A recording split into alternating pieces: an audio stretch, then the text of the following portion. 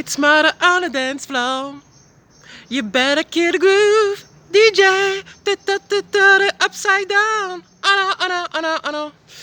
Wesh, Orlando, on va arrêter. On va arrêter tout de suite avec Murder on the Dance Floor, le clip magnifique, hein, chanson iconique du début des années 2000, un espèce de mélange d'Hercule Poirot, d'instinct de compétition et de concours de danse, peut-être un peu pas en mode télé-réalité, mais bon, voilà. Tout le monde a la rêve, je pense. Donc Orlando, juste avant de commencer sur le RTL et sur le rugby et sur plein d'autres trucs, note, on part sur du 16/9, filtre forêt, niveau 10. Normalement, ça devrait bien passer en termes de retour vidéo. J'espère que le retour son est bon aussi. Allez, petit détour sur la politique avant. Donc là, je sais pas si t'as vu ce qui se passe. Trump qui est complètement en train de ghoster Macron, l'Union Européenne, la Commission, l'OTAN, l'Ukraine pour aller s'asseoir chez MBS en Arabie Saoudite avec la team Poutine. Enfin, c'est ouf. C'est-à-dire que là, tu vois, là, tout ce que Macron, la Commission européenne, tous les trucs qu'ils ont négociés dans notre dos, toutes les fois où ils ont enjambé les corps intermédiaires, le Parlement, les manifestants pour faire passer leurs trucs, tu vois, le traité de Lisbonne, Barnier Premier ministre, la réforme des retraites, les tractations pour les traités de libre-échange, tous ces trucs-là, bah, Trump, il est en train de faire à Macron et les leaders qui sont dans la même optique que lui. Et ben il est en train de leur faire ce qu'ils ont fait aux citoyens européens, au corps intermédiaire.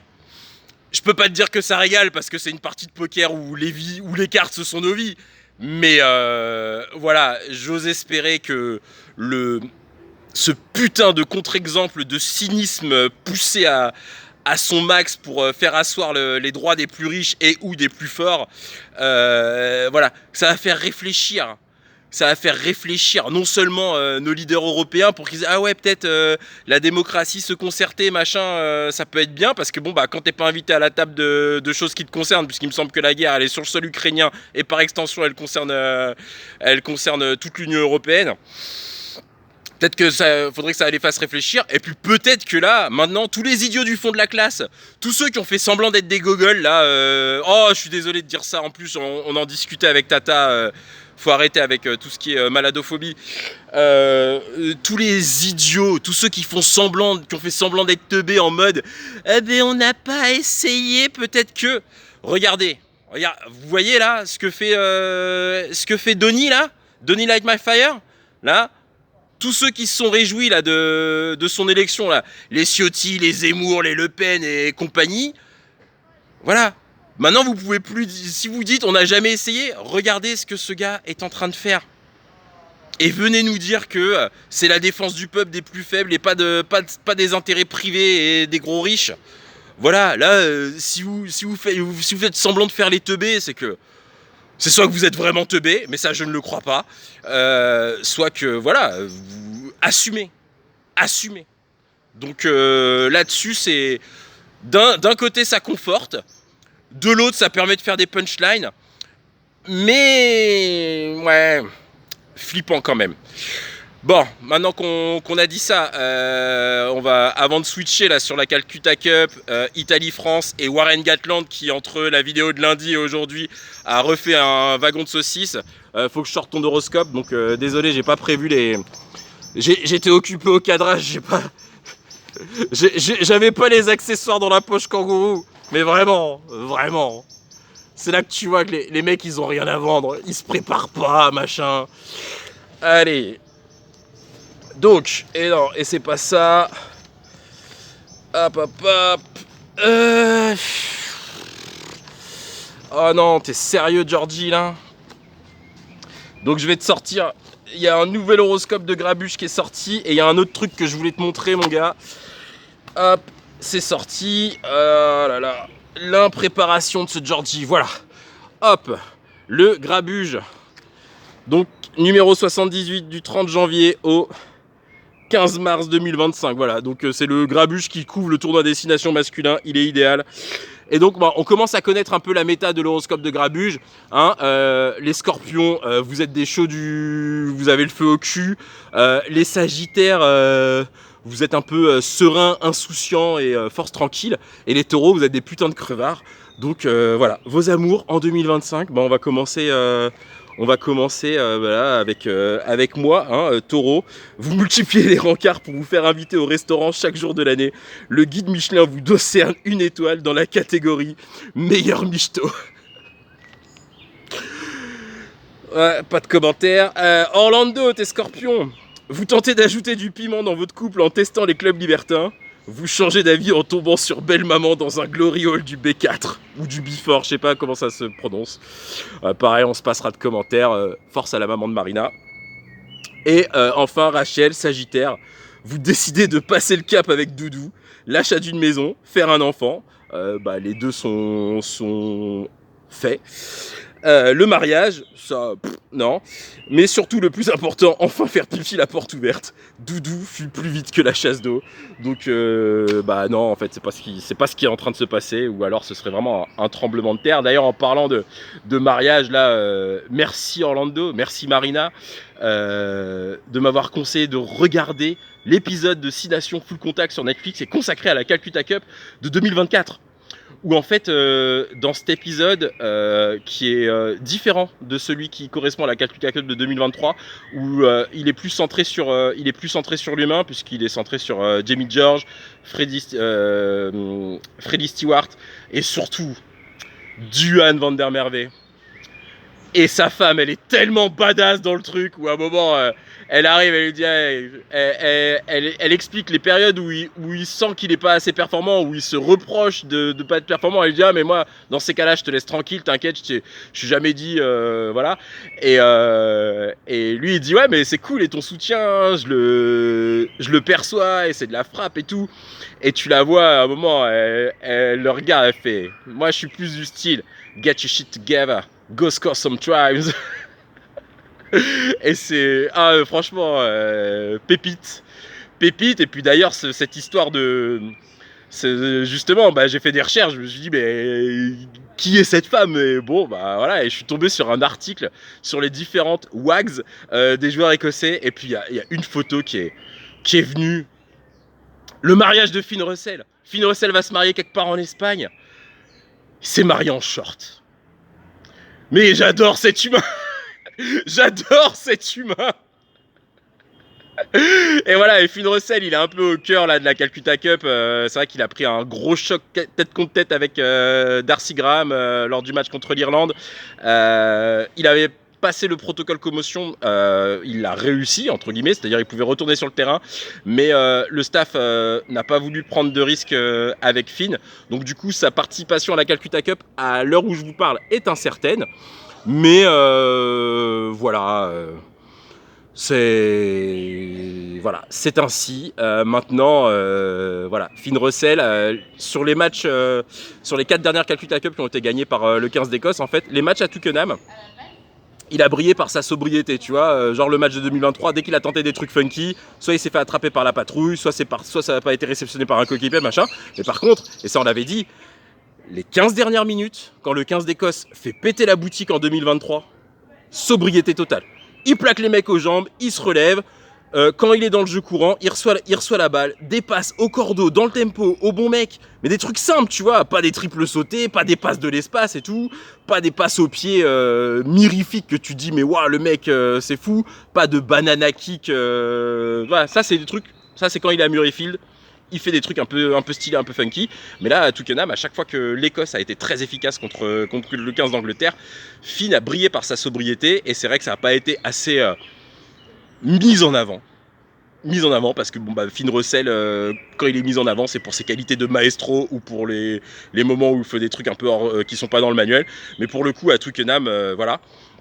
C'est à chaque fois que le 15 d'Écosse a gagné, lui il a brillé par voilà, sa sobriété et un sens du jeu fort à propos. Donc s'il est là, S'il est là samedi et qu'il est dans ce registre-là, bah, l'Écosse va gagner. S'il n'est pas là parce que le mystère plane autour de sa participation au match, et bah en fait, contre l'Irlande, la dernière heure de jeu, Tom Jordan a été ouvreur et ils ont, je pense, une organisation de la ligne de trois quarts qui pourra pallier à ce truc-là. Tom Jordan, c'est un gars qui a franchi des caps. Nous, on le suit depuis, je pense, depuis 2023. En fait, même un peu avant, on l'a vu popper sur les feuilles de match. Mais playoff d'United Rugby Championship, quart de finale. Ouais, quart de finale de playoff 2023. Donc là, on doit être fin mai, début juin. Il est présent. On est fin mai parce que... ouais. On est fin mai, ça, j'en suis sûr. C'était avant la finale de Champions Cup gagnée par La Rochelle. Et donc lui il prend un carton rouge contre le Munster à un moment où ils sont menés 14-0 ou 14-5 et là les Glasgow Warriors s'envoient comme des avions. Ils font tout péter à la boutique ils font tout péter à la gueule du Munster. Enfin, Tom English avait dit ils leur ont lâché tout ce qu'ils avaient dans le siphon en fait excès d'agressivité, excès d'engagement, il prend un carton rouge.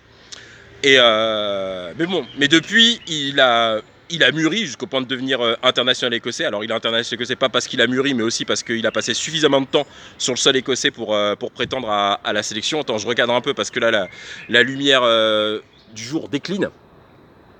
Et donc lui, voilà, il s'est installé au poste d'ouvreur au sein des Glasgow Warriors. Et puis l'an dernier, hein, ils ont pris l'URC au terme d'une très belle campagne d'un printemps étincelant avec les playoffs, on vous avait raconté la victoire à domicile contre les Stormers, la victoire sur le Thomond Park sur le terrain du Munster, sachant qu'entre Glasgow et le Munster, il faut savoir que c'est pas un derby, mais c'est un match, on va dire, qui est très épicé. Ça fait depuis 20 ans que ça s'envoie des fions à chaque truc. Il y avait eu O'Gara qui avait lâché une punchline à un autre. Il y a eu des bastons. L'arbitre il vient, il dit à Ronan O'Gara et à Alistair Kellock, non mais les gars, vous êtes tous les deux des internationaux. Vous pouvez pas donner ce spectacle-là, cette image de vous-même. Et Ronan O'Gara qui regarde l'arbitre, se dit mais moi, ok, je suis international, mais lui, c'est qui ce clown ? À un moment, les Glasgow Warriors, ils essayaient d'attraper salement Conor Murray. Voilà, il y a tout un lore autour de ce truc-là, et donc ils sont allés gagner à Munster. Et après, faut s'envoler. Ouais, salut les gars. Ouais, il y a un petit public aujourd'hui. C'est aussi pas tout à fait ce que j'étais venu chercher, mais mais vous pouvez passer, pas de souci. Juste, me mettez pas de coup de pied au cul. J'ai déjà testé. Enfin, c'est pas en vidéo, ça déstabilise un peu. Et après, le test ultime, tu vois, c'est tu vas faire une finale chez les Sud-Africains et ils gagnent, voilà. Et donc Tom Jordan ouvreur au cœur de tout ça. Donc il sera tout à fait à même d'assumer la conduite du jeu si tel n'est pas le cas. Donc nous, on maintient notre prono sur la victoire de l'Écosse. D'autant que les Anglais là, tu vois, il n'y a pas eu de saucisse. La compo elle est sortie mardi, ils ont mis Chesson à la place de ils ont mis Ollie Chessum au poste de numéro 5 à la place de George Martin. Ollie Chessum, un joueur qui deuxième ligne, puissant, dur au mal, fort en touche, qui fait énormément de tâches obscures et qui est très fort là-dessus, qui en plus ça a été souligné par je sais plus qui. Il a eu son premier capitanat au sein des Leicester Tigers, donc son club. Donc c'est vraiment c'est super, c'est chouette qu'il soit en pleine forme pour les Anglais. Donc c'est le seul changement par rapport à la compo. Donc en fait les Anglais ils sont sûrs de leur plan et tu vois. Contrairement au match contre l'Irlande et contre la France, où vous avez des trucs à prouver, où c'était des adversaires, on va dire. Voilà, ils n'étaient pas favoris ils étaient pas favoris chez les bookmakers sur ces matchs-là. Et là, ils étaient là, non, mais nous, on va mettre de la vitesse d'attaque, on va mettre des on a des revanches à prendre. Enfin, tu vois, ils étaient en mode détermination. Là, ça a été, je dirais pas des saucisses, mais c'était des banalités, de la putain de langue de bois. sur l'incertitude au Finn Russell, oui, world class, je sais pas quoi, on se prépare à toute la variété, nana. Voilà, ils étaient pas dans le truc de on a le couteau entre les dents, 4 défaites, machin et tout. C'est plus les commentateurs autour qui ont fait ça. Donc voilà, moi je me dis, l'anglais, il est sûr de lui, mais en même temps, son assurance, je dirais pas qu'elle est montée de toutes pièces, parce que bon, bah, ils ont gagné le crunch. Et ils ont fait une prestation plus qu'honorable en Irlande. Mais malgré tout, en Irlande, c'est une défaite. Contre les Bleus, on peut considérer que c'est un match qui n'aurait jamais dû gagner s'il y avait eu 2-3 passes réussies dans leur 22. Donc, voilà. Eux, ils ont... moi, je pense que... Ils l'affichent pas, mais je pense que c'est un très très gros match pour eux. Chris Ashton, il a dit, pour lui, Chris Ashton, c'est un ailier, le mec qui plongeait en marquant des essais, qui a fait des dingueries lors de la Coupe du Monde en Nouvelle-Zélande. Enfin, des dingueries, des saletés, des cochonneries.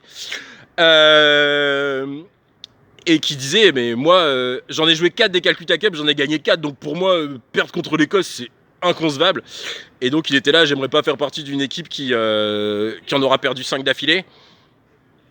Donc voilà, ils ne la font pas transpirer, mais elle est là la pression. Puis on a vu dans les épisodes de Netflix, que ce soit en 2023 ou 2024, le fait que qu'il y avait plusieurs revers consécutifs, que ça leur pesait. T'as un moment, comment ça s'appelle, Elijah, we fucking hurt et tout, etc. Donc voilà, ils font genre on est serein, on est cool, c'est un match excitant, machin et tout. Ok, mais je pense qu'il y a beaucoup d'enjeux pour eux. Et donc voilà, vraiment tout peut se passer.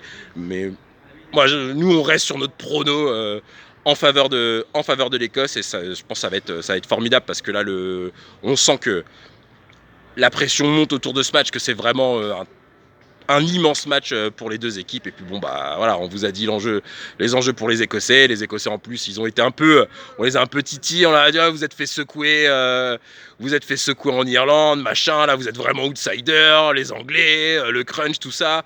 Et bon, Jamie Ritchie l'a dit, mais nous on s'en fout, favori outsider, ça rentre pas en compte dans notre préparation. Oui, on s'est fait manger par les Irlandais, mais voilà, on vient le couteau entre les dents, machin, et voilà, donc ça va être fantastique.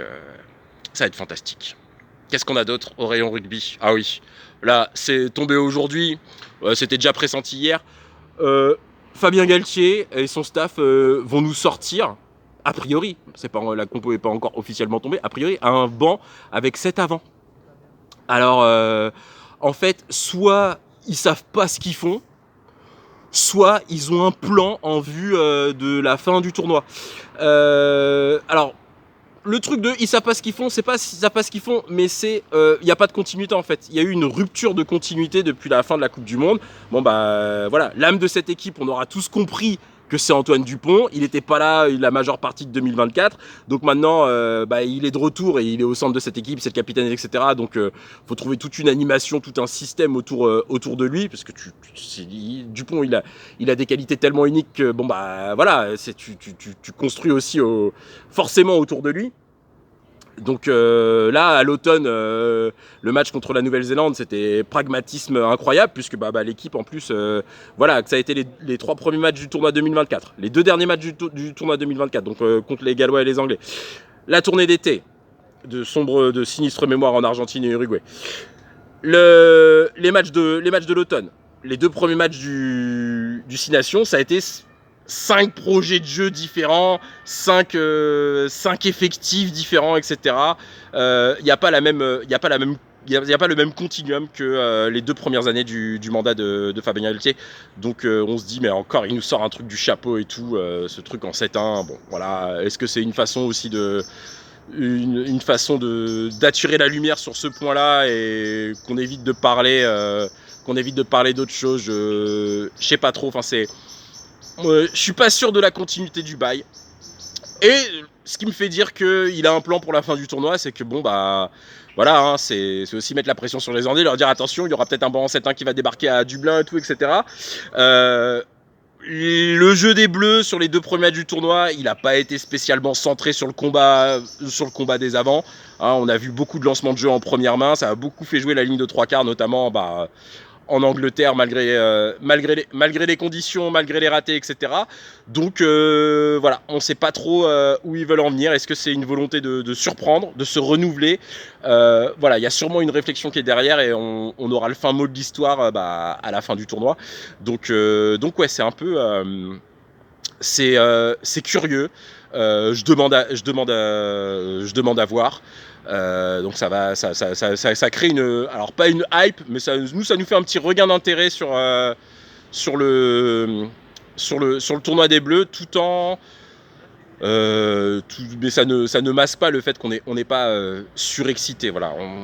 Moi, je voulais un grand chelem bleu cette année. C'est tout ce que j'attends de cette équipe, qu'elle fasse des trucs que personne en France a fait avant elle. Et bon, c'est pas le cas. Donc voilà, quoi qu'il arrive, pour moi, ce sera un tournoi frustrant. Au mieux frustrant, au pire décevant. Mais voilà, ça alimente la réflexion. Et puis pour finir, on finit avec la fournée de saucisses. Warren Gatland. Bon il n'est plus coach des Gallois, ça a été d'un commun accord et tout. Là il s'est livré dans la presse. Voilà, moi je trouve que voilà, Warren Gatland qui fait du ouin-ouin après avoir passé ces deux dernières années à nous expliquer que c'était un gars de challenge, qu'il avait peur de rien, que machin, que que les Gallois en 2024 pouvaient gagner, que les Gallois en 2025 pouvaient gagner le tournoi et se répandre avec autant d'aigreur et de petitesse sur ses anciens joueurs, sur ses joueurs, etc. Voilà, mec, hormis la Coupe du Monde 2023 où finissait premier de la poule, il n'y a rien de brillant qui s'est passé. T'aurais pu dire les circonstances étaient hyper difficiles, machin. J'ai récupéré l'équipe dans un état. Voilà, on vous a dit dans quel état ils étaient les Gallois en 2023. Enfin voilà, ils étaient je pense, vraiment dans la demeure, tu vois. C'est-à-dire qu'ils savaient même pas il y avait beaucoup de joueurs qui savaient pas s'ils allaient avoir un contrat l'année d'après, etc. Enfin, l'ambiance était pesant, il y avait tous les scandales autour de la gouvernance de leur fédération, les performances des clubs qui étaient plus que moyennes, médiocres. Enfin voilà, c'était super dur. Et puis voilà, il arrive, il fait la Coupe du Monde et il y a plein de ses anciens cadres qui ne sont pas allés à la Coupe du Monde. Et parce que eux, il y en avait beaucoup qui avaient l'opportunité de finir leur carrière autre part qu'au Pays de Galles et se blesser dans une préparation de dingo à la Coupe du Monde, parce que là, les stages en Suisse et en Turquie, je suis sûr que ça devait être une folie pure et dure. Voilà, il y a beaucoup de joueurs qui ont fait un pas de côté, qui ont dit non, retraite internationale, on va pas à la Coupe du Monde et tout. Donc là, il s'est retrouvé. Et puis même le tournoi 2024, enfin, on vous l'a dit. Si on cite les grands hommes, Fabien Galtier, il a toujours dit, si tu veux gagner la Coupe du Monde, la moyenne, c'est quoi? C'est 27 ans de moyenne d'âge, 46 sélections. Il y avait des mecs, au tournoi 2024, c'était pas leur 20e sélection, c'était leur 20e match en pro. Dans le tournoi à destination qui a jamais été aussi professionnel. Ça fait 30 ans que le jeu est professionnel. Et les mecs, tu lances une équipe comme ça au milieu du truc. Tu peux pas arriver et dire, les gars, vous pouvez gagner. Tu peux pas arriver et dire, ouais, ces gens-là ont pas la culture de la gagne, ils savent pas ce que c'est un environnement qui gagne. Enfin, tu peux pas charger la mule comme ça, surtout quand t'es le leader du truc. C'est toi qui es censé les créer, les conditions de la gagne. Donc, à un moment, voilà, trop de saucisses tue la saucisse. Celui qui vit par la saucisse meurt par la saucisse. Voilà, si t'as le seum, Warren, franchement, t'aurais pu le garder pour toi. T'aurais pu dire, moi, ressortir ton passeport comme t'as fait en 2023. Quand il y a des problèmes, on les règle entre 4 murs. Je suis un putain de néo-Z. Et voilà. Et de se dire entre 4 murs, les gars, regardez. 2008, stylé. 2011, stylé. 2012, 2013, méga stylé. 2019, incroyable. Enfin voilà, puis la tournée des Lions en Nouvelle-Zélande, c'était une tournée même qui finit par ce match nul 15-15 et tout, égalité avec une des meilleures équipes de All Blacks de l'histoire. Enfin, c'est incroyable. La victoire en H-Cup avec les Wasps en 2003-2004, enfin, c'était légendaire. Qu'est-ce qu'il y a d'autre qu'est-ce qu'il y a d'autre qu'on peut lui sortir? La tournée victorieuse des Lions en Australie en 2013. Donc voilà, il y a plein de trucs sur lesquels il peut se dire bon, mais c'est dommage de finir ainsi. Le challenge était trop relevé. Voilà, plutôt que de charger les autres comme ça et voilà, surtout que bah il y a je pense que ce soit Monsieur Sherat là qui reprend le truc ou Franco Smith ou qui est pressenti pour qui fait partie de la shortlist pour succéder à Warren Gatland, puisque Monsieur Sherat en fait il est coach des Cardiff Blues, donc il va continuer il a un mandat très court, c'est 3 matchs et puis après il va finir la saison avec Cardiff, donc on sait pas qui sera l'entraîneur après, mais il y a des raisons d'espérer. Il y a des jeunes joueurs qui sortent. Le Pays de Galles, c'est un des rares pays au monde où le rugby est le sport numéro 1. Voilà, il y a toute une culture de club, etc. Et puis bon, ça doit être un projet fédéral, vraiment pour pouvoir refaire fleurir la base et l'arrivée des joueurs au sommet. Ça prendra beaucoup de temps, mais le Pays de Galles, Rachel et moi, on vous l'a toujours dit, c'est une équipe qu'on n'enterrera jamais. Maintenant, ils vont sûrement bouffer leur point noir pendant je sais pas combien d'années. Et puis un beau jour, les gens qui refleuriront. Enfin, voilà, parce que c'est les putains de Gallois de ces morts. Donc voilà, c'est dommage que Warren remette du vitriol et de l'acide là-dessus. C'est triste et je pense qu'il aurait pu s'offrir une autre sortie médiatique, parce que c'est un grand bonhomme de l'histoire du rugby gallois, et bon, nous on gardera ce truc là, le grand chelem qu'ils font le grand chelem qu'ils font en 2019, tout le cycle entre 2011 et 2019, là, toute cette génération là, les Alf Penny, les Williams, même Warburton, Halloween Jones, Justin Tipuric, Faleta, Josh Navidi, Ken Owens, George North, cette équipe, je vais pas dire qu'elle envoyait du rêve, parce que mais les Gallois frissons, les Gallois bastons, quoi. Fracassant balle en main, abrasif en défense, les joueurs qui, dès qu'ils enfilent ce maillot, limite ça les fait monter ça fait monter leur niveau d'un cran, avec une c'est ce qu'il a réussi avec son équipe à produire lors de son premier mandat. C'est fantastique, donc je lui souhaite de sortir de l'aigreur. Je vais pas demander à Warren Gatland de présenter ses excuses, de revenir sur un truc qu'il a dit, parce que ça n'a jamais été le style de la maison, mais voilà, j'espère que tout le monde aura la décence de se souvenir que pendant 12 ans et les quelques années au Wasp avant, et ce qu'il a apporté sur les tournées des Lions, c'était un rugbyman fantastique, et voilà. Bon vent à toi, Warren. Merci pour toutes ces émotions, toutes les réflexions qu'elles ont permis. Maintenant, place à d'autres, et puis place aux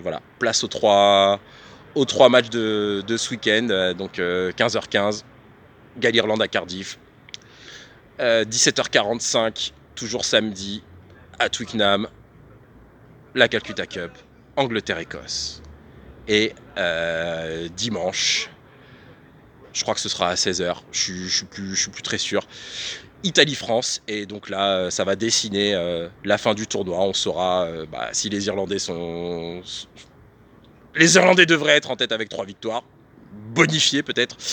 Et donc on saura qui sera en chasse derrière eux, même si les 2 matchs des challengers, que ce soit Angleterre-Écosse ou Italie-France, ont déjà leur enjeu en tant que tel, puisque pour les Italiens c'est le trophée Garibaldi. C'est aussi un match,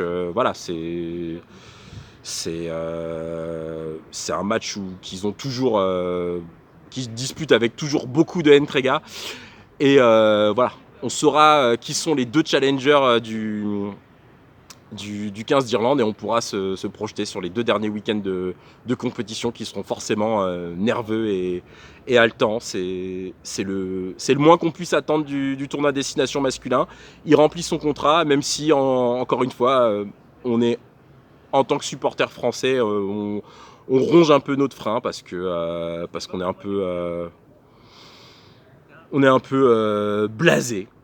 On est un peu blasé de ce truc et voilà. Cette année c'était l'occasion de frapper un grand coup et pour ces histoires de manque de continuité, pour ces histoires de rendez-vous ratés, de chandelles empoisonnées et d'occasions vendangées, on a l'impression d'en être encore au même point qu'après la Coupe du Monde 2023, là où on souhaitait que justement ça serve de fuel, que ça reparte sur un cycle constant. Et voilà, là j'ai l'impression que le 15 de France redevient, comme disait l'équipe en 2021, un expert du hold-up et du braquage plutôt qu'un gestionnaire au long cours. C'était pas tout à fait ce qu'il avait dit le journaliste de l'équipe, mais voilà, vous avez le truc. Sur ce, moi je filme bouffer une part de cake au petit pois et rejoindre mes camarades. À très bientôt. Merci de votre attention. Love on y'all. Ciao ciao.